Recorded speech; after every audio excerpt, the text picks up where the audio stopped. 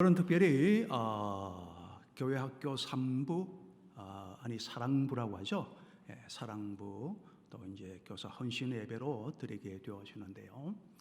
참으로 이러한 헌신 예배에 귀한 부름을 받고 또 말씀을 전할 수 있게 되어서 너무너무 감사하고 우리 담임 목사님이신 이창규 목사님과 또 모든 우리 장로님 당회에 감사를 드립니다. 먼저 우리 사랑부로 수고하시는 교사 선생님들의 그 노고에 다시 한번 나중에 또 말씀을 드리겠습니다마는 하나님의 큰 그 은혜, 정말 사명감 없이는 감당할 수 없는 그 은혜가 정말 하나님께서 복에 복이 넘치도록 주님의 은혜가 함께하기를 바랍니다. 여러분, 예수님의 마음이 머무는 곳이라는 제목을 가지고 말씀을 전하겠는데요. 우리는 다양한 문화의 시대를 살아가고 있고, 그런데 만약에 우리가 이 다양한 문화의 시대 속에서 또 교회 안에도 보면 다양한 사람들이 모여서 상남 가족 공동체를 이루고 있지 않습니까? 그런데 우리가 이 교회가 문화의 다양성을 인정하지 못하고 그래서 그 다양성 속에서 일체성을 이루어 가지를 못한다면 또 그 변화에 대해서 우리가 그들의 눈높이로 다가가지를 못한다면 결코 상남 가족 공동체는 세상의 소금과 빛의 역할을 감당할 수가 없을 것입니다. 뿐만 아니라 상남 교회라고 하는 신앙 가족 공동체 안에는요, 이 교육부서만 보아도 참 많이 있는데 교회학교 부서가 여러 부서가 있고 또한 여러 기관들이 있지 않습니까? 또 서로 다른 은사와 또 연령층이 각계 연령층이 또 모여 있고 다양한 직업군들이 또 모여 있습니다. 이에 대해서 서로에 대한 눈높이로 상대에 대한 이해심을 가지고 또 상대방을 배려하는 마음을 가지고 나아가지를 못한다고 한다면은 어떻게 되겠습니까? 오직 내 기준을 가지고 내 나름대로의 자기 가치관, 자기의 신앙관을 가지는 것은 좋지만은 그러나 그것이 전부는 아니거든요. 그렇게 나는 나의 가치관이 이런 것이다. 하지만은 그것을 모든 사람에게 주입을 하거나 그것을 가지고 상대방의 신앙의 잣대를 내가 측정하여 비판하고 판단을 하는 그것은 잘못된 것이죠. 어디까지나 내 신앙적인 주관, 가치관을 가지고 있으되 나와는 다른 그러나 주님 안에서는 모든 것이 주님께서 합력하여 선을 이루는 아름다운 다른 방법 중에 하나이다 라고 하는 상대방의 가치관에 대한 존중, 그 상대방의 문화적인 신앙적인 문화관 이런 것에 대해서 이해심과 배려심 을 가지고 있지 않고 획일적인 기준, 자기의 기준만으로 나아간다면 그래서 판단한다면 소통이 아니라 불통이 일어날 수밖에 없고 그러다 보면은 자연적으로 건강한 하나됨의 가족 공동체라고 하는 것은 이루어질 수가 없을 것입니다. 제가 몇 년 전에 한번 와서 이제 말씀을 전했는데요. 그때보다도 훨씬 더 오히려 코로나 이전보다도 부서도 상당히 또 부목사님들도 오히려 많은 수가 증가하였고 활발하게 움직이는 모습을 보니까 정말 훌륭한 당의 장로님들 또 우리 또 조금은 못생겼지만은 저보다 우리 장교 담임 목사님이 정말 목회를 잘하고 계시는구나 하는 것을 또 생각하면서 정말 기분 좋으면서도 정말 질투가 나지 않을 수가 없습니다. 여러분, 영성학자 토마스 머터는 이런 말을 하였습니다. 그리스도의 고난만 묵상하고 아우슈비츠의 수용소를 묵상하지 않는 사람은 우리 시대 기독교를 온전히 체험하지 못한 사람이다. 여러분, 오늘 본문을 보시면요, 예수님께서는 베드로와 야고보, 요한, 특별히 12제자를 늘 데리고 다니시지만은 그러나 어떤 중요한 순간에는 이 세 제자를 항상 꼭 끼고 다니셨어요. 그래서 데리고 바로 변화를 일으키신 변화산상에 올라가시게 되어지는데요. 그러던데 이 베드로와 야고보와 요한이요, 놀라운 변화의 모습, 영광스러운 천국의 모습을 바로 보게 되어지게 되는 것입니다. 바로 엘리야, 시대를 초월한 예수님의 예표라고 할 수 있는 엘리야 선지자가 나타나는가 하면은 출애굽 시대에 바로 모세라고 하는 그 지도자가 나타나고, 예수님의 지금 나타나신 수천 년과 수천 년 이후에 예수님의 그 사람들이 모여가지고 세 분이 모여서 이 담소를 나누는 그 광경이 너무나도 광채가 나는, 천국과도 같은 놀라운 은혜가 임재하는 그 모습을 보게 되어질 때, 여러분 얼마나 마음이 들뜨고 자기가 이 영광을 얻게 되었을 때에 얼마나 감사하고, 또 그런 자리이니까 얼마나 여기가 바로 천국이구나 라고 하는 생각을 할 수밖에 없지 않습니까? 그래서 여기에서 생각하기를 초막셋을 짓고 살고 싶다. 그래서 예수님에게 말씀을 드리죠. 주님, 여기서 초막셋을 짓고 살고자 합니다. 하나는 바로 예수님을 위하여, 또 하나는 엘리야를 위하여, 하나는 모세를 위하여 그렇게 지으면서 함께 여기서 살기를 원합니다 라고 말을 하는 겁니다. 말을 마치자마자 이때 바로 하늘로부터요 구름이 싹 덮이더니만 하나님의 음성이 이제 들려주기를 시작하는데, 이때 하나님께서 이 베드로의 말이 끝나자마자 하신 말씀이 무엇이냐 하면은요, 이는 내 사랑하는 아들이니 너희는 저의 말을 들으라 라고 하는 하나님의 음성이 들렸다라고 하는 말씀인 것이죠. 그러니까 베드로의 그 고백 속에 우리 하나님께서 들려주시고자 하시는 깨달음의 말씀이 있다는 말씀이고, 그것을 바로 예수님의 입술로서, 예수님의 행동으로서 그것을 가르쳐 주시겠다라고 하는 말씀인 겁니다. 그렇다면 여러분, 하늘로부터 들려주신 그 음성, 다시 말씀드려서 베드로가 초막셋을 짓고서 여기서 함께 살기를 원합니다 라고 하였을 때에 들려주셨던 그 하나님의 음성인 바로 너희는 저의 말을 들으라 라고 하는 말씀은 과연 오늘 우리 사랑부 교사 헌신 예배를 맞이하여 우리에게 어떤 말씀으로 들려주시고자 함인가 하는 말씀인 것이죠.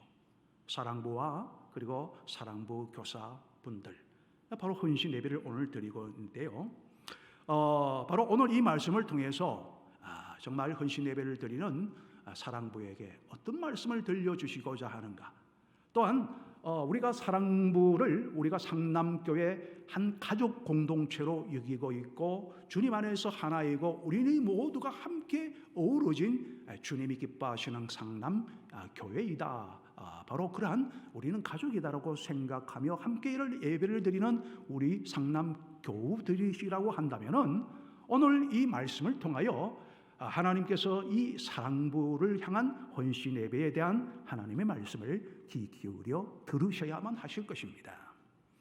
여러분, 스코틀랜드 어느 대학의 교수가요, 강의 시간에 이제 강의를 하다가 보니까 학생들에게 질문을 하게 되었습니다.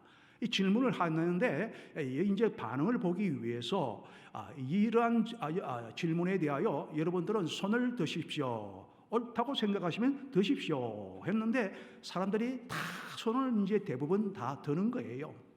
그런데 손을 드는 것은 좋은데, 여러분 보통 우리가 손을 들면 오른손을 들입니까, 왼손을 들입니까? 이거는 실전으로 해봐야 알 수 있는 것이죠. 여러분, 제가 질문하는 것에 대해서 여러분 손을 드십시오라고 하면은 여러분을 들고 싶은 손을 드시면 됩니다. 손을 드십시오. 여기서 왼손 드신 분 계십니까? 있으면 있다고 말씀하세요. 한 분 계시네. 손 내리세요. 이때 교수가 딱 저분을 쳐다보는 거예요. 왼손을 딱 드신 분을 쳐다보면서 내심 기분이 나쁜 거예요. 다 오른손을 들고 있는데 다 왼손을 혼자 딱 드는 거예요. 여러분, 보통 우리가 상식적으로 생각할 때에 왼손을 든다 하면은 이제 옛날 분들은 좀 이렇게 예의적인 문제를 따지잖아요.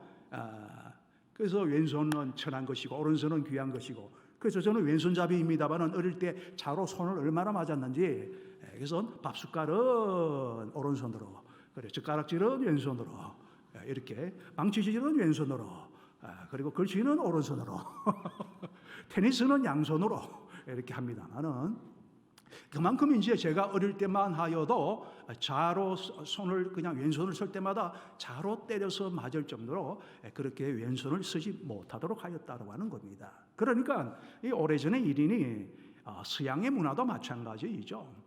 그래서 아주 기분 나쁘게 생각했는데, 이 자기를 무시한다라고 생각을 한 거예요. 그래서 다시 한 번 더 손을 드십시오 하니까 다 오른손을 들고 있는데 또 한 분이 왼손을 탁 들고 있는 거예요. 아이고야. 그래서 화가 잔뜩 나가지고 학생에게 다가가서 이제 따지려고 하는 거죠. 도대체 당신은 왜 오른손을 들지 않고 왼손을 계속 써서 드느냐? 나를 비웃고 나에 대해서 그렇게 정말 깔보기 때문에 이 교수로서 정말 존경하는 마음이 없어서 그런 것은 아닌가? 화가 나가지고 이제 다가갔는데, 아이고, 그런데 가서 보니까 어땠느냐? 이 학생이 오른손이 있었을까요? 없었을까요? 오른팔이 없는 거예요. 딱 들어보니까 저는 군대에서 바로 손을 잃었습니다. 그러니 가지고 있는 손으로는 오른손이 없으니 왼손을 들 수밖에 없는 것이죠.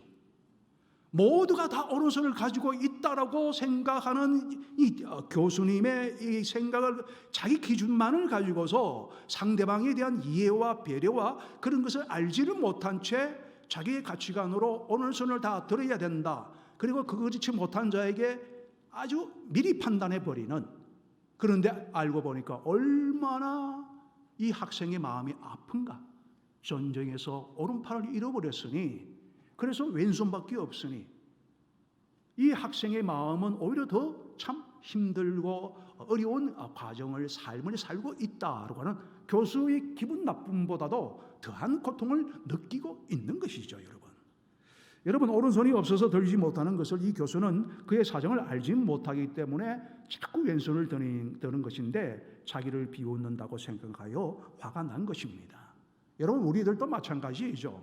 이처럼 우리가 그리스도인으로서 내가 바라보는 세상에 대하여서나 또 교회 안에서도 서로에 대하여 제대로 이해하지를 못한다면은, 그래서 내 시각과 내 생각으로만 판단해서 본다면 그들을 오해하며 대할 수밖에 없는데, 그러다 보면은 교회 안에서 인상을 찌푸리게 되어지고 서로 간의 질투와 그리고 서로 간의 다툼과 정말 다양성 속에서 보면은 다 옳은 것인데도 불구하고 서로 조금 다르다고 틀렸다고 서로 다툼이 일어나는 것을 볼 수가 있는 것이죠.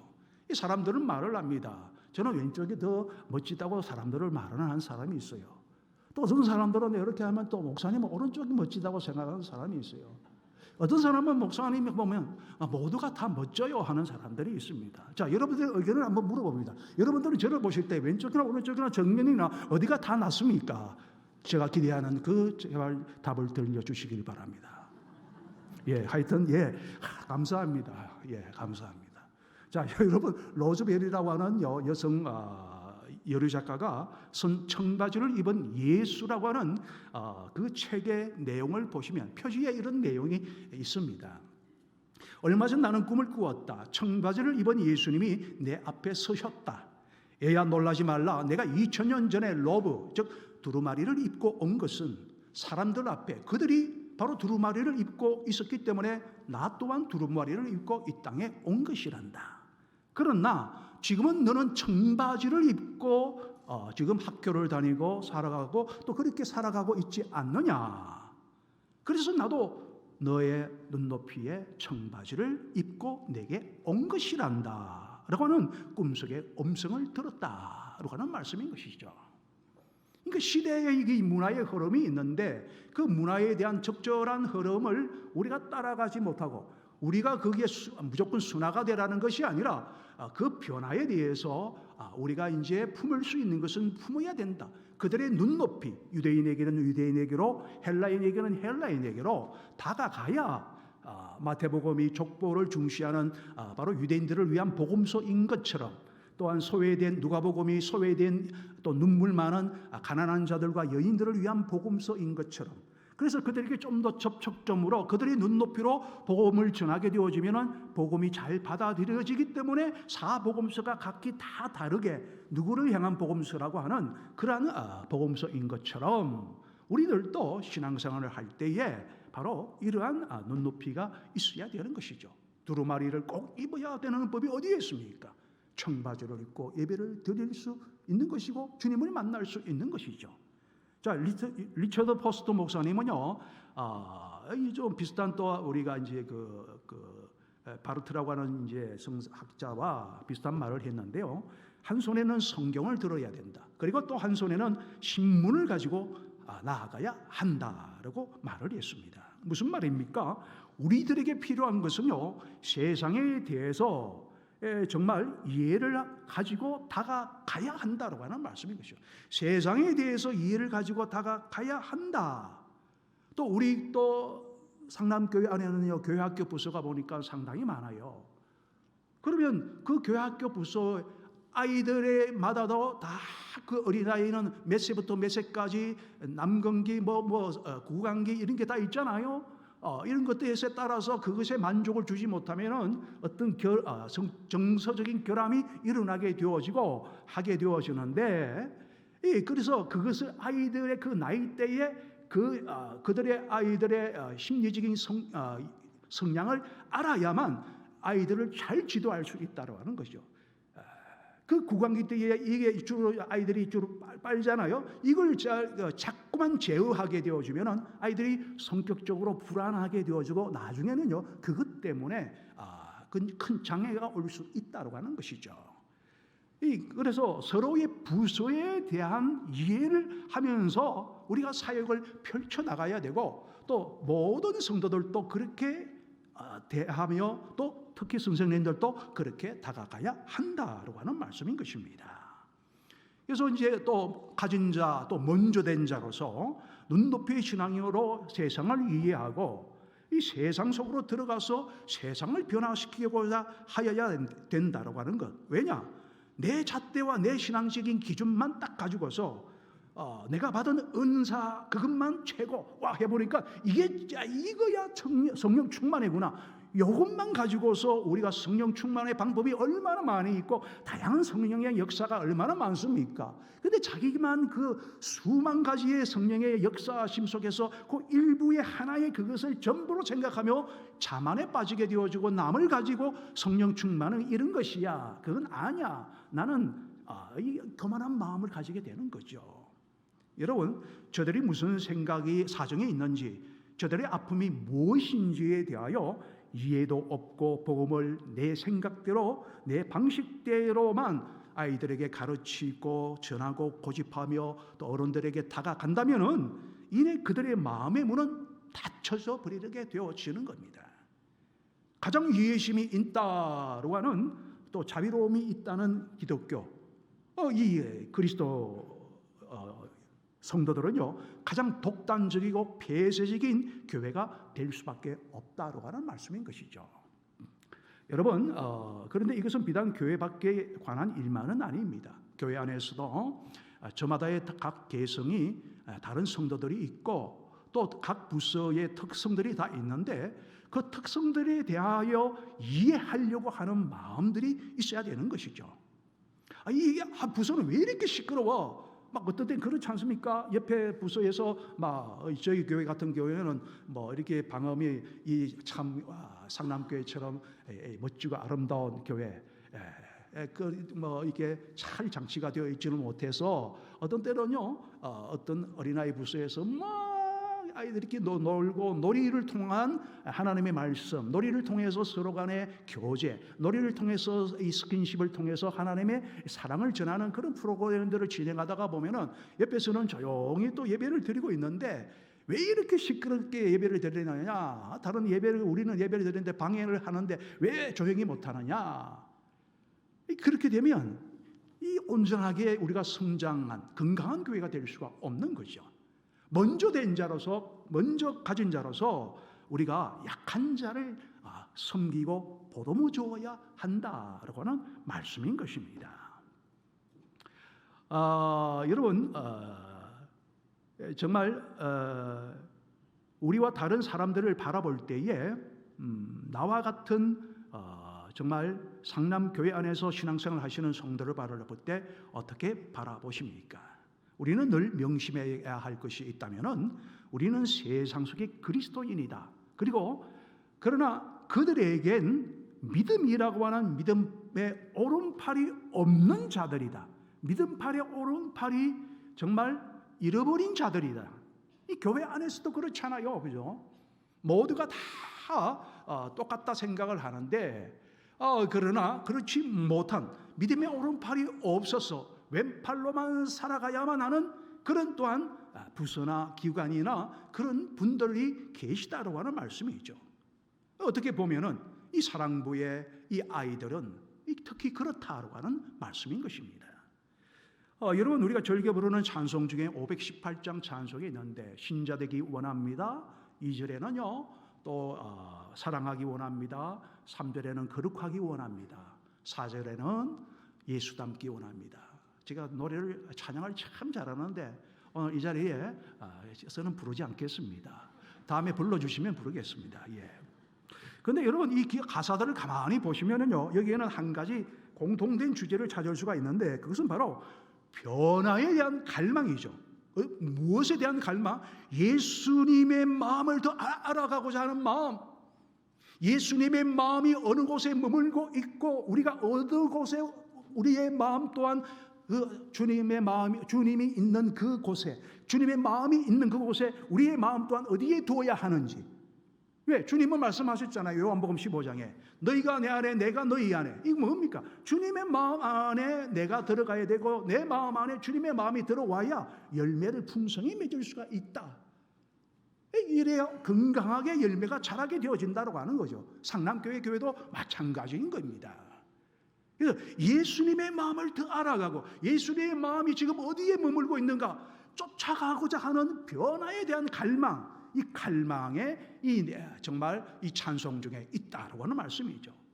주님 약속의 기업을 얻는 신실한 신자로 변화되기를 원합니다. 주님의 사랑으로 사랑할 수 없는 저들을 사랑할 수 있는 자 되기를 원합니다. 하나님이 거룩하심 같이 저희들도 거룩하기를 원합니다. 그리하여 예수님처럼 닮아가는 주님의 마음이 곧 나의 마음이 되는 변화가 일어나기를 원합니다. 이 변화에 대한 주제를 담고 있는 겁니다. 여러분 바른 영성 바른 신앙생활이라고 하는 것은요 반드시 밖으로는 물론이요 즉 사회 내부적으로는 상남 가족 공동체라고 하는 안에 다른 각각의 부서는 물론이요 이 남들이 우리가 늘 뭐 이게 잘 보이는 그런 이제 부서도 있고 또 기관도 있고 또 활동하는 부서도 봉사하는 부서도 있지만은 그러나 관심을 가져도 잘 가져지지 않는 또 보이지 않는 잘 드러나지 않는 감추어진 공동체가 있다는 것이죠. 바로 그런 곳에도 주님이 계시기에 바로 주님의 마음이 어디에 있는가 우리를 항상 찾아서 내가 미처 보지 못하고 있는 상남교회 안에 있는 다른 주님의 마음을 두고 있는 내가 신경을 쓰고 기도해 주어야 할 관심을 가져야 할 부서가 어디에 있습니까? 주님 지금의 마음은 어디에 두기를 원하십니까? 어디에까지 내가 기도해 주어야 합니까? 물어보면서 관심과 영향력을 끼치게 바로 되어져 있는 그것이 바른 신앙과 바른 영성이다라고 하는 말씀인 것이죠. 여러분 이처럼 올바른 영성과 진정 예수님의 마음이 머무는 곳을 항상 생각할 줄 알고 그때마다 그들을 이해할 줄 아는 참된 영성은 어디에서든 필연적으로 영향력을 끼치게 된다라고 하는 말씀입니다. 여러분 하나님은요 우리를 거룩한 제사장으로 세워주셨는데 베드로전서 2장 5절로 너희는 거룩한 산돌같이 신령한 집으로 세워지고 예수 그리스도로 말미암아 하나님이 기쁘게 받으실 신령한 제사를 드릴 거룩한 제사장이 될지니라 라고 말씀하셨어요. 거룩한 제사장이 될지니라. 여러분 거룩한 제사장은요 황소를 잡아오는 사람들만 잡아서 번제를 올려드리지 않습니다. 아주 내가 정말 가난하고 미천하고 어려움을 겪고 있는 그들을 위해서 보리 한 홈에 피의 제사를 드려야 되는데, 그러나 정말 산비둘기조차도 드릴 수 없는 그런 가난한 자들도 있거든요. 어려움에 처한 자들도 있단 말입니다. 그들을 위해서 보리 한 호멜만 가지고 와도 그것을 제사로, 하나님이, 그게 바로 거룩한 제사장이 하는 역할이에요. 주님은 그 많고 적음이 아니라 정성을 보시는 거죠. 그들의 상황을 보시는 겁니다. 여러분, 제사장의 역할은 하나님과 백성 사이를 중재합니다. 그렇다면 여러분들에게 너희 상남교회는 거룩한 제사장이다라고 말씀하시는 이유가 무엇이겠습니까? 여기에는 두 가지 의미가 있습니다. 하나는 너희 상남 가족 공동체는 하나님과 세상 사이에 중재 역할을 해야 할 책임을 가진 사람이다. 그 역할을 감당하다 보니까 상남교회가 이렇게 이창교 목사님이라고 하는 정말 훌륭한 목사님을 통하여 또 훌륭한 우리 장로님들이 같이 협력하여, 참 제가 자주 듣습니다. 정말 얼마나 잘 도와주시는지 모릅니다. 정말 우리 장로님들이 참 아주 귀한 장로님들이죠. 그래서 그러다 보니까 이 사람들이다, 그런 사람들이다라고 하는 그런 뜻이죠. 그러니까 상남교회로 교우들이 몰려오는 것이고, 또 볼 때에 저 교회는 하나님이 계신 교회다, 살아있는 교회이다, 참빛과 소금이다라고 인정을 받게 되는 겁니다.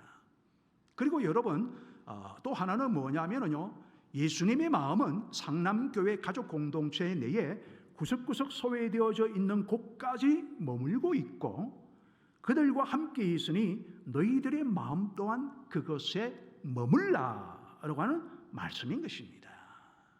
그러니까 너희 상남교회는 거룩한 제사장이다 라고 하는 이 말씀에는 바로 두 가지, 특별히 뒤에의 말씀, 교회 안에도 우리는 세상에 복음을 전하는 것도 좋지만 교회 안에 소외되어져 있는 정말 힘들어하는 부서, 그들을 위한 기도와 관심을 가지고 그들에게 더 힘을 실어주고 기도해주고 관심을 가져주므로, 그래서 그들이 용기를 얻고 봉사하는 분들이 힘을 얻고, 또 그 아이들이 정말로 이 교회 안에서 하나님의 은혜 가운데 잘 영적으로 치유를 받아서, 그래서 몸과 마음이 좀 더 나아지고 훌륭하게 귀하게 정말 부모의 그 아픔을 기쁨으로, 눈물로, 감사로 변화시킬 수 있는 그렇게 관심을 가져주어야 한다라고 하는 것이 너희 상남교회는 거룩한 제사장이라고 하는 말씀이죠. 황소만이 아닙니다. 보리 한 호멜만 가지고도 오는 자를 위하여 정성껏 예배를 드려주어야 되고 관심을 가져주어야 되는 겁니다. 바로 여러분, 그게 바로 우리 사랑부이죠. 사랑부입니다. 여러분, 제가요, 저희 장모님이 특수학교에 15년 근무하셨어요. 이제 올해로 지난 이틀 전에 만 80이 되셨는데, 장모님이 이제 특수학교에서 15년 동안 사역을 하셨습니다. 교육을 하셨는데요. 그러다가 이제 15년 뒤에 일반 학교로 가시게 되었는데, 지금까지도 이제 그 제자들이 찾아오는데, 어떤 제자가 찾아오느냐? 특수학교에 있던 아이들이 찾아온다는 거예요. 왜 그런가? 어머님이 하시는 말씀이, 저에게 제가 장모님을 자랑하려고 하는 것이 아니라, 물론 자랑이지만은 상당히 참 사랑이 있는 분이에요. 아주 똑똑하시고 아주 지혜가 있으시고요. 또 할 말씀 딱 하시지만은요, 또 딱 해서 누구나도 골고루 사랑을 베풀고 하시는 바로 그런 분입니다. 제가 참 존경하는 장모님이신데, 여쭈어봤습니다. 제가 그래서 이틀 전에 제가 이 설교를 부탁을 받았는데, 특수학교를 다니셨을 때에 어머니 장애를 지닌 아이들을 가르치시고 하실 때에와 일반 초등학교에서 가르치실 때, 일반 초등학교와 비교해 보실 때에 물론 그때도 힘드셨겠습니다만은 특수학교에서 교사 생활을 하실 때 얼마나 힘이 드셨습니까? 일반 학교에 비해서 다른 특수학교 초등학생들을 지도하실 때에 힘이 얼마나 드셨나요? 하니까요, 몇 배다 이런 말씀하지 않으시고 딱 이 말씀하셨어요. 아이를 사랑하는 마음과 사명감 없이는 감당하지 못한다. 딱 그 말씀하시더라고요. 그 외에는 없다는 거예요. 그 말 이상으로는 표현할 수가 없다. 사명감, 사랑, 그리스도의 사랑 외에는 그 아이들을 가르치고 그 아이들을 케어하고 15년간을 그렇게 한 마음으로 하시는데, 여러분 우리가 사랑부에 보면은, 여러분 우리 사랑부 교사분들인데 지금 뭐 3년 이상 봉사하고 계신 분 한번 손 들어 보십시오. 3년 이상, 예, 대단하십니다, 여러분. 참 3년 이상요 봉사, 몇 개월을 봉사하는 것도요 힘들어요. 얼마나 힘든지 모릅니다, 여러분. 여러분, 정말 저도 사실 서울 영락교회 이제 출신 부목사로서 사역을 할 때 제일 처음에 정말 어디 부서를 사역을 했느냐면, 그러니까 이 대한민국에서 최고의 목사님이라고 하면은요, 그 제가 아는 목사님 중에 이창교 목사님이 계신데, 그분이 아마 이 창원에 시옷으로 신나고 하여튼 신남교회인가 하는 담임 목사님으로 계시대요. 근데 그분의 뒤를 이어서 그분이 사랑부를 하셨거든요. 제가 또 사랑부라고 하는 특수 이제 교회학교 부서를 이제 맡게 된 적이 있습니다. 그때 그 아이들에게 설교하는 것도 힘들었지만요, 특히나 교사분들을 볼 때에 몇 년간을 계속해서 사랑부만 봉사하시는 거예요. 그런데 정말 이분들은요 보면 사랑이에요. 아이들이 갑자기 막 소리 지르고 갑자기 그냥 뛰어나가고 막 갑자기 책상을 앞으로 차고, 그런데도 불구하고 사랑으로 사명감을 가지고 감당하시는 모습을 볼 때, 이 사명감과 주님의 사랑을 알지 못하고서는 도저히 이 교회학교, 이 정말로 이 사랑부를 교사일을 감당할 수 없겠구나. 그래서 그 어떤 부서보다도 저는 생각하기를, 주님의 사랑을 보려고 한다면 예수님의 마음이 있는 이곳을 보아야 한다라고 저는 생각하게 되었습니다. 그런데 여러분, 참 이 아이들에 대한 마음에 정말 눈물을 가장 많이 흘리는 분은 누군 줄 아십니까? 부모님들이에요. 그러니까 부모님들이요 아주 찌든 얼굴, 왜? 아이들을 365일을 항상 같이 붙어 있어야만 되니까 자기 생활이라고 하는 것이 없다는 말입니다. 그래서 피곤해지시고 힘들어하는 모습에 정말 눈물이 나올 그런 지경이었죠. 우리 수고하시는 교사분들을 위해서 여러분 한번 사랑부에 위해서 박수 한번 부탁을 드립니다. 정말 우리 기도와 관심 많이 가져주시기 바랍니다. 말씀을 맺습니다.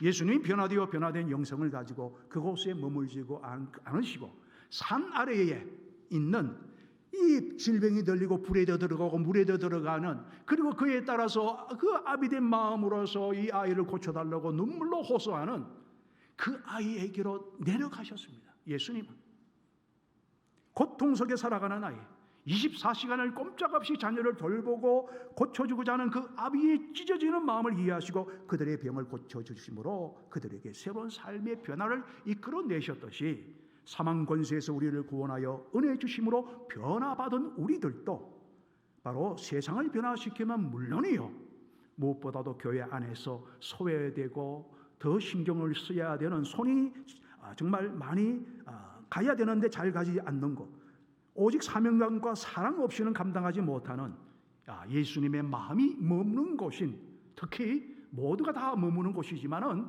특별히 사랑부, 그리고 그 수고하시는 교사분들을 위해서 또 격려와 기도와 헌신을 통하여 정말 이 상남교의 모든 부서가, 모든 곳이, 구석구석이 다 예수님의 마음이 웃음을 띠면서 머무는 천국 같은 교회인 상남교회가 되시기를 주 예수 이름으로 축원을 드립니다.